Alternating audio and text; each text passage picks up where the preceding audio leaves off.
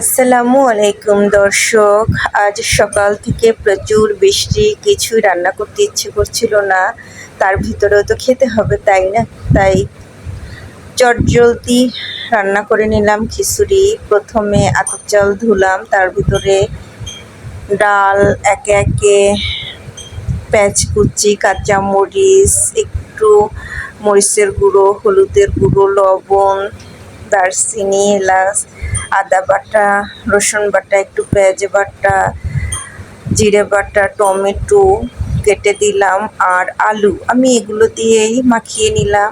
তারপরে উঠিয়ে দিলাম প্রেশার কুকারে জাস্ট একটা কি দুটো সিটি করে নিলাম, এতেই আমার খিচুড়িটা হয়ে গেল। আর ফাঁকে আমি কয়েক পিস মাছ ভেজে নিলাম, যেহেতু আমি আর আমার ছোট ছেলে খাবো, তো শুধু এই বেলাতেই তো মাছটাও আমার হয়ে গেল। খাবারটা রেডি। কেমন হলো? আজ এ পর্যন্তই। আল্লাহ হাফেজ।